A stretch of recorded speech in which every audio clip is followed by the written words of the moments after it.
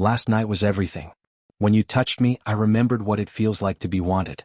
Paul works late every night now. He doesn't even notice when I'm gone. I need to see you again. Tomorrow. Please.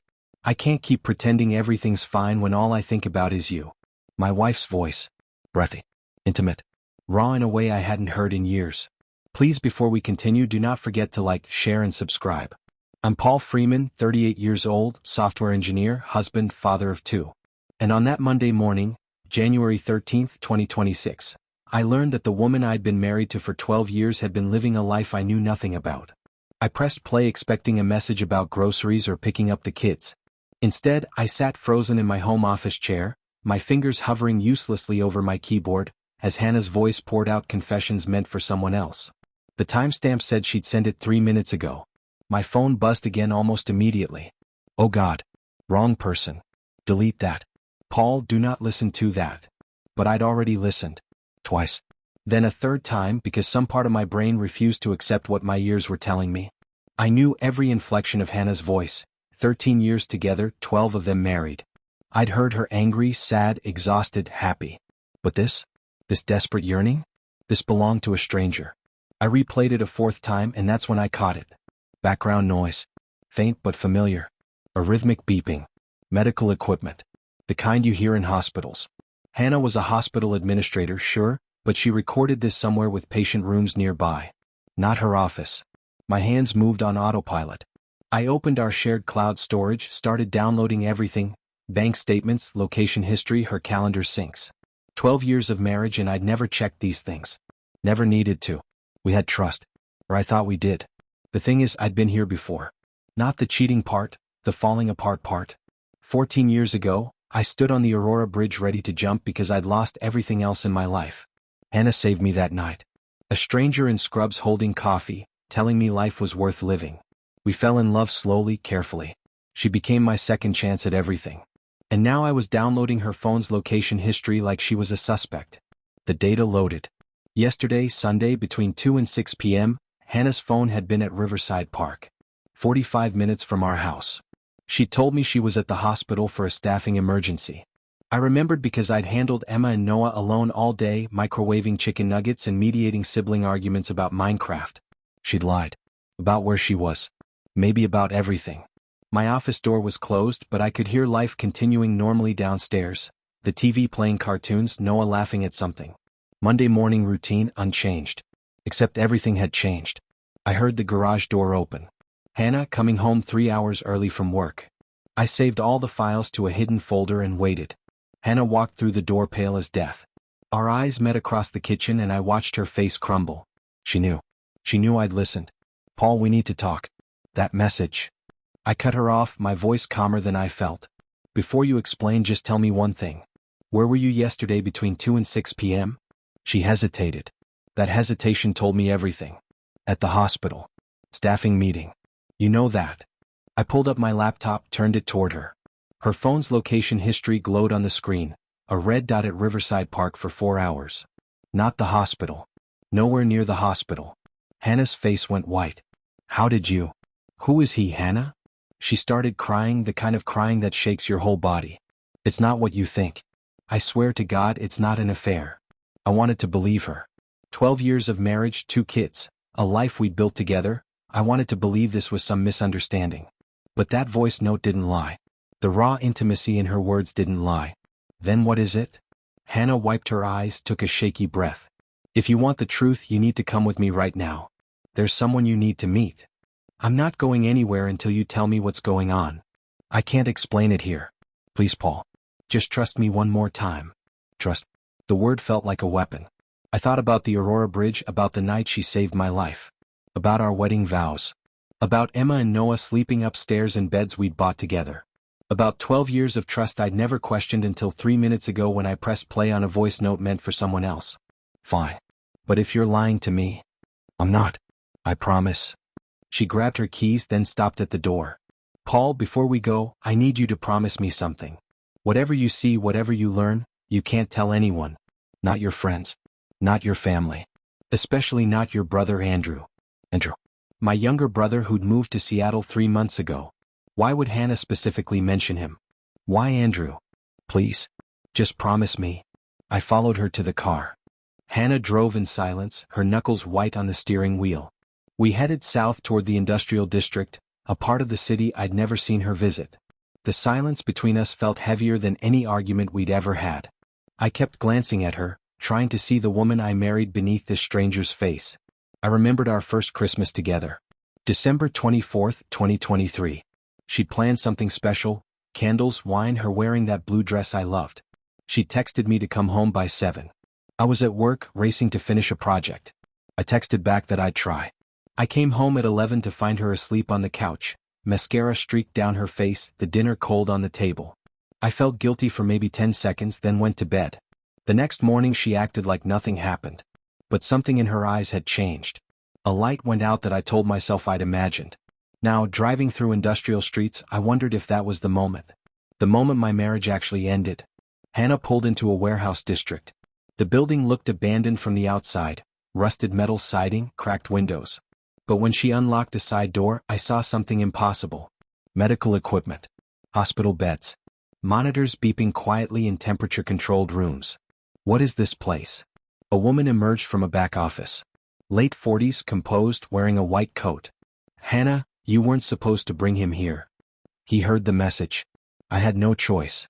I looked between them, my confusion turning to anger. Someone better start talking. Now. The woman extended her hand. I'm Dr. Sophia Reed. Your wife has been coming here for 6 months. But it's not for an affair, Mr. Freeman. She's been participating in an experimental medical trial. I saw medical files on the nearby desk, Hannah's name on several folders. One was open. The diagnosis field read, Genetic Divergence Syndrome Stage 2. What the hell is genetic divergence syndrome? Sophia's expression shifted to something like pity. Before I answer that, you need to understand something. What's happening to Hannah is happening to 200 other women across the country. And they're all connected to one event. She paused, her eyes fixed on mine. A pharmaceutical trial that used software you wrote 3 years ago. The room tilted. I grabbed the edge of the desk to steady myself. What are you talking about? Sophia pulled out a thick file, laid it open. Medical reports, software logs, emails I vaguely recognized. In 2023 you worked on quality control software for Helix Biotech. Hormone therapy medication. Your code had a timestamp error, a bug that allowed contaminated batches to pass inspection. 200 women received those medications. They're all sick now. Your wife is one of them. I couldn't breathe. No. That's not, we had quality checks. Multiple reviews. You had warnings. Sophia pulled out printed emails. My name at the top. Sender, hannah.freeman@helixbiotech.com. 7 emails spanning 2 weeks in March 2023. Subject line screaming urgency, critical, QA flags in batch 47, urgent, contamination detected, Paul please respond. I had no memory of these emails. Hannah worked for Helix under her maiden name. She was a junior project manager. She saw the contamination reports and tried to warn you. You never responded. I looked at Hannah. She was crying silently. I sent them from work because I thought you'd take them seriously. I tried talking to you at dinner 3 times. You said I didn't understand the technical side. You said you had it handled. The memory hit me like a freight train. March 2023. I was working 80-hour weeks, barely sleeping. I'd set up email filters to auto-archive anything non-urgent. Hannah trying to talk to me during dinner. Me distracted, dismissive. Babe, I know what I'm doing. Trust me. The medication went to market in June, Sophia continued.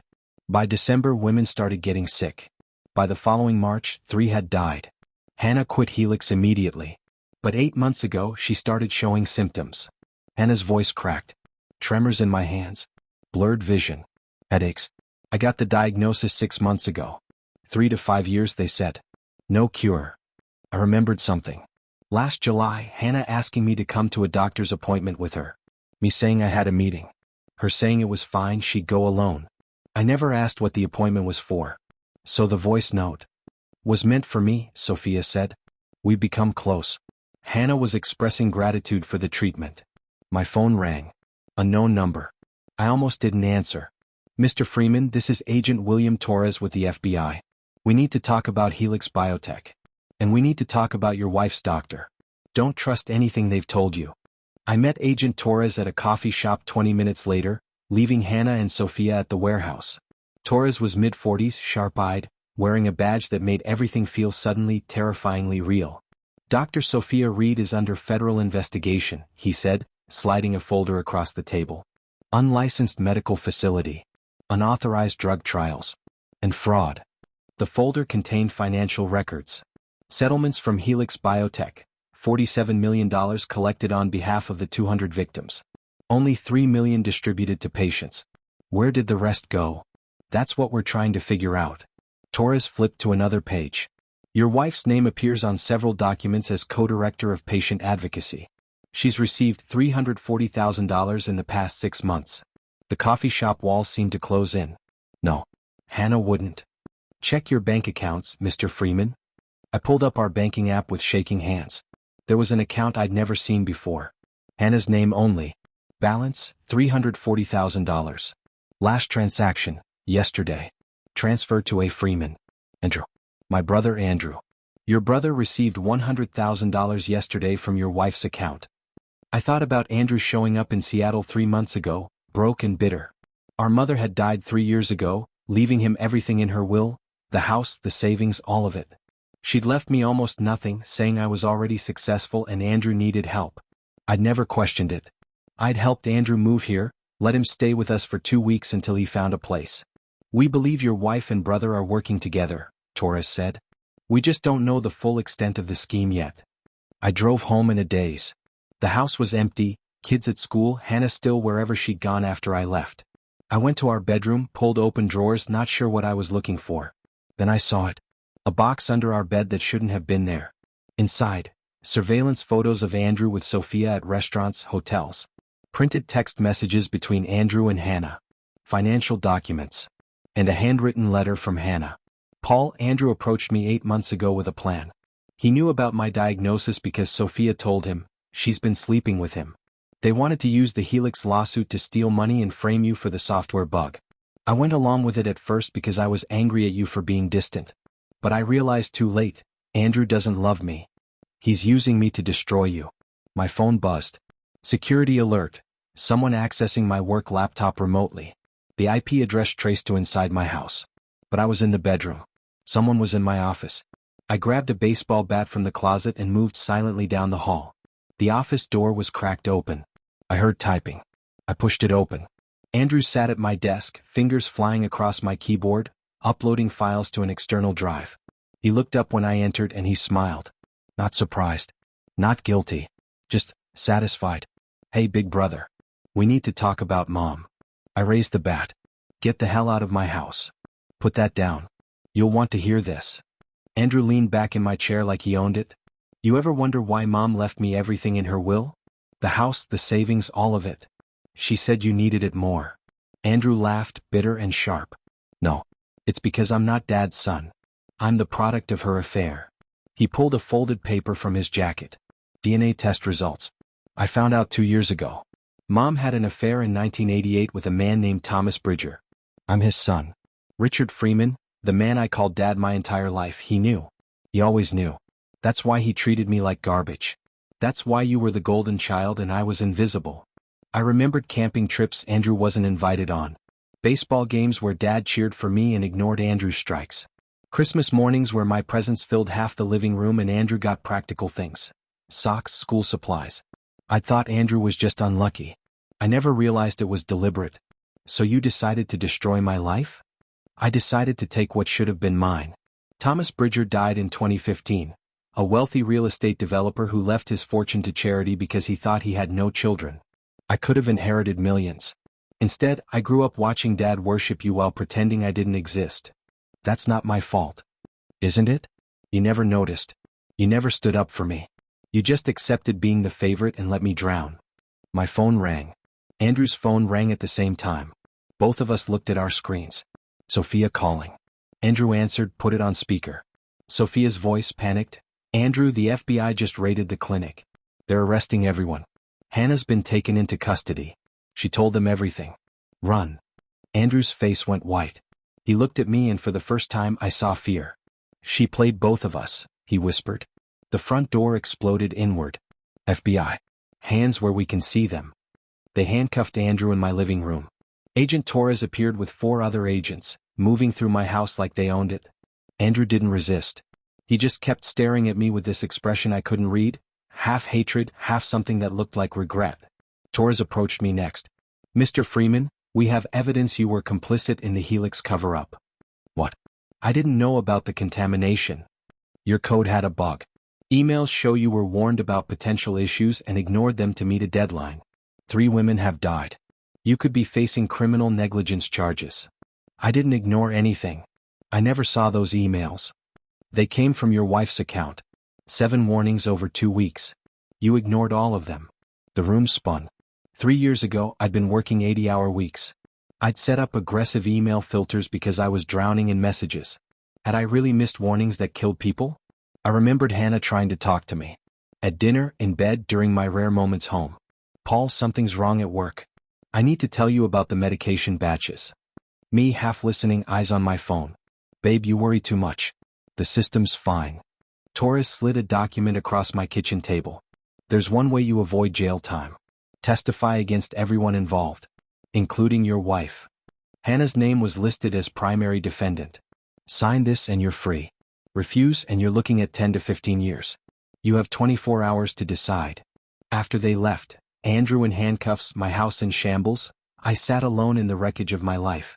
Emma and Noah would be home from school in 2 hours. What was I supposed to tell them? I went upstairs and found Emma's door open. She was sitting on her bed, still in her school uniform. She'd heard everything. "Dad? Is Mom going to jail?" I'd been a father for 10 years and never felt less qualified for the job. "I don't know, sweetheart." "Is it because she's sick?" My heart stopped. "What do you know about Mom being sick?" Emma's eyes filled with tears. "She told me 4 months ago. She said her body wasn't working right. She said not to tell you because you had too much to worry about already." I visited Hannah in county lockup the next morning. She looked like she'd aged 10 years overnight. Orange jumpsuit, no makeup, hair pulled back. She was still the most beautiful woman I'd ever seen. We sat across from each other, a scratched plexiglass barrier between us. Phone receivers connecting us. Like strangers. "Did you work for Helix?" I asked. "Yes. Junior project manager. I saw the contamination reports. I tried to tell you, Paul. 7 emails. 3 conversations at dinner. You were so buried in work, you didn't even hear me." I wanted to argue. I wanted to say she should have tried harder, been more insistent, made me listen. But I remembered those nights. Coming home at 11, eating cold dinner while scrolling through work emails. Hannah asking questions I barely registered. Me saying, "Not now, I'm exhausted." "Why didn't you tell me in person after the medication went to market?" I did. "When women started getting sick, I came to you 3 times. You said I was overreacting. You said pharmaceutical companies had insurance for this stuff. You said it wasn't our problem." Another memory surfaced. Hannah, frantic, showing me news articles about women getting sick. Me dismissive, "Babe, I just wrote the code. I'm not responsible for their manufacturing process." "When I got sick too," Hannah continued, "I realized, we both killed these women. You by not fixing the code. Me by not pushing harder. I quit Helix and tried to forget. But then I got my diagnosis and I knew I deserved this." "You don't deserve to be sick." "Don't I?" She wiped her eyes. "But Paul, there's something else. Something I haven't told you yet." The way she said it made my stomach drop. "Your daughter Emma. She took 1 dose of the medication 2 years ago. Remember when she had severe cramps? The pediatrician prescribed it. We didn't know it was contaminated. The world stopped. Emma's sick. Stage 1. Early progression. We might have 5 years. Maybe more with treatment." Hannah pressed her hand against the glass. "That's why I did all of this. I wasn't stealing money. I was trying to save our daughter.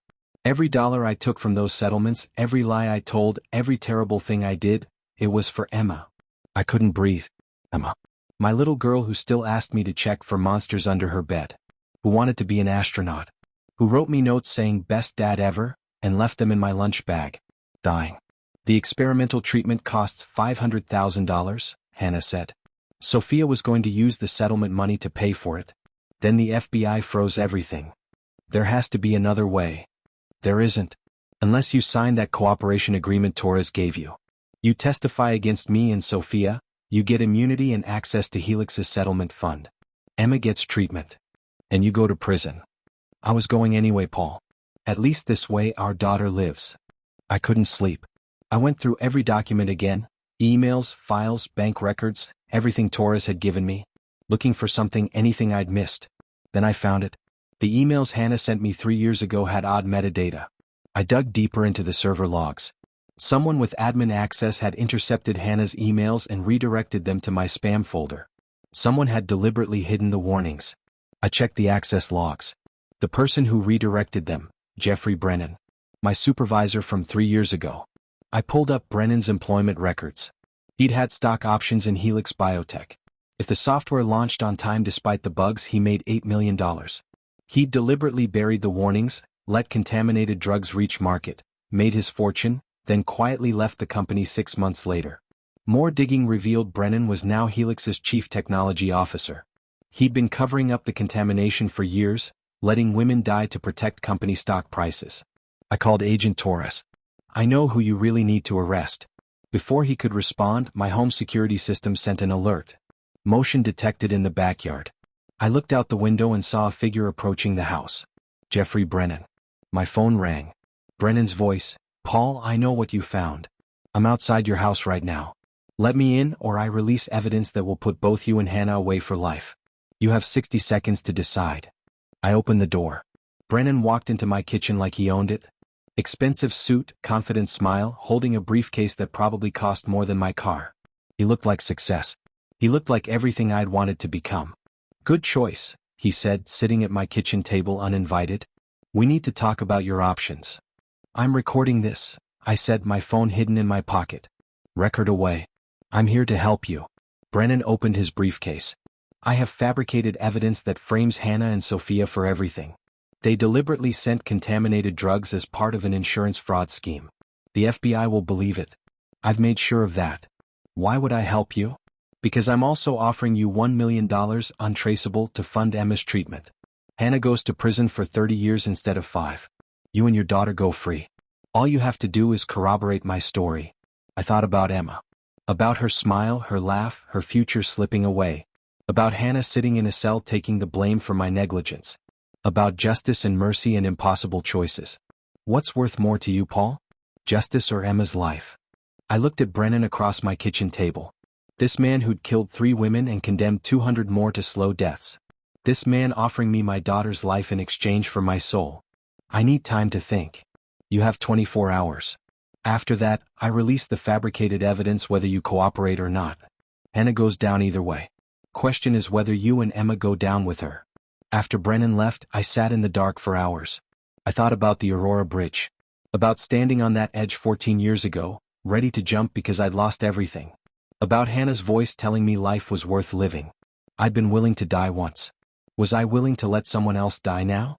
My phone buzzed. Message from Hannah's lawyer. Found something in Sophia's clinic recordings. You need to hear this. The audio file played. Hannah's voice from 4 months ago. "Sophia, I need you to promise me something. If it comes down to it, if they find out and the money gets frozen, you make sure Emma gets treatment first. Before me. Before anyone. I don't care what happens to me." Hannah wasn't stealing. She was preparing. Every dollar she took was insurance for our daughter. I pulled out the cooperation agreement Torres had given me. 20 pages outlining exactly how I'd testify against my wife. How I'd paint her as the mastermind. How I'd walk free while she spent decades in prison. Emma appeared at the top of the stairs. "Dad? Why are you crying?" "Come here, sweetheart." She sat next to me on the couch, curled into my side like she used to when she was little. "Is Mom going to be okay?" "I don't know." Noah's scared. He doesn't understand why Mom's not coming home. I pulled Emma closer. "Can I ask you something? Do you remember when you first got sick? 2 years ago? The cramps? Yeah. They were really bad. Did Mom take you to a lot of doctors? Like so many." She was really worried. She kept saying she needed to fix it. Emma looked up at me. "Dad, am I going to die like the women on the news? How do you tell your 10-year-old daughter she's dying? We're going to do everything we can to make sure you're okay. Mom tried to save me, didn't she? That's why she did all that stuff. Kids see things adults miss. They cut through complexity and see truth. Yeah, baby. That's why she did all that stuff. Then you have to help her. Even if she made mistakes. She made them for me. 24 hours. I had 24 hours to decide who lived and who paid. I spent those hours reading everything. Every email, every document, every piece of evidence. I read Hannah's medical files, the progression of her disease, the prognosis, the desperate hope in Sophia's experimental treatment notes. I read about the other women, their stories, their families, their slow deteriorations. I read about Jeffrey Brennan's $8 million windfall. About his promotions at Helix. About board meetings where he voted against compensating victims. About internal memos showing he knew everything. Then I found something else. Buried in Brennan's employment records. A letter from Thomas Bridger, the man who was Andrew's biological father. Bridger had worked for Helix. He died in 2015, but before his death, he'd written to the board warning them about quality control issues. He'd been ignored. Then he'd been fired. Then he died, officially ruled a heart attack, but the timing was suspicious. Andrew's father had tried to stop this years ago. I called Andrew. He was out on bail, staying at a motel downtown. Why are you calling me? Your father, Thomas Bridger, he tried to warn Helix about this. They killed him for it. Silence on the line. Then, what? I found letters. Internal memos. He knew about contamination risks back in 2015. He tried to go public. 2 weeks later, he was dead. You're lying. I'm sending you the files. Andrew, we're not enemies. We're both victims of the same people. Brennan. Felix. All of them. Another long silence. What do you want from me? I want to take them all down. But I need your help. The next morning, I walked into Agent Torres's office with Andrew at my side. We brought everything, the server logs showing Brennan's cover-up, the financial records proving his profit, the documents about Thomas Bridger's suspicious death, recordings of Brennan's threats. This is everything you need to arrest Jeffrey Brennan and dismantle Helix's entire operation, I said. Torres looked at the evidence, then at me. What about your wife? Hannah made mistakes, but she was trying to save our daughter from a disease I helped create. She deserves mercy, not jail time. The prosecutor might not see it that way. Then let me testify. Not against Hannah. Against the people actually responsible. Torres studied me for a long moment. You understand you'll be admitting negligence. You could still face charges. I know. But my daughter deserves a father who tells the truth. Even when it costs him everything. The trial took 6 months. Jeffrey Brennan was arrested for fraud, negligent homicide, conspiracy, and murder. Investigators reopened Thomas Bridger's death and found evidence of foul play. Helix's executives fell like dominoes. The company dissolved, their assets liquidated to compensate victims. Hannah accepted a plea deal. 5 years probation, $1 million in restitution, 1,000 hours community service. She'd serve no jail time. The judge cited her cooperation and the fact that she'd been a victim herself. Andrew's sentence was reduced to 3 years probation. He testified against Brennan and Sophia, providing crucial evidence about the fraud scheme. Before sentencing, he told the judge, I wanted revenge against my brother. I wanted him to feel what I'd felt my whole life. Invisible, unwanted, betrayed. But Paul lost everything too. Our father's cruelty hurt both of us. It just hurt us in different ways. Dr. Sophia Reed got 15 years. Her grief over her daughter didn't excuse her crimes, the judge said. But he acknowledged her experimental treatments had saved lives, including Hannah's. Emma started treatment. The Helix settlement fund paid for everything. Stage 1 meant she had time. Hope. The future. Hannah and I divorced. Not because of hatred, but because our marriage had died years before that voice note. We'd just been too scared to admit it. But we co-parent. We have family dinners twice a week. Noah wanted us all together sometimes, and Emma wrote me a letter asking for the same thing. So we try. On February 14th, 1 month after the voice note, Emma handed me a letter she'd written in case the treatment didn't work.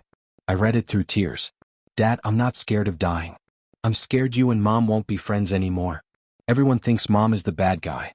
But she's the one who sat with me during every doctor visit. You worked a lot, Dad. I know you love me. But love isn't just saying it. Just being there. I forgive you for not being there. I hope you forgive Mom for trying so hard to fix it that she made mistakes. I read that letter 50 times. I still read it sometimes even though Emma's in remission. It reminds me what I almost lost. People ask if I forgive Hannah for lying.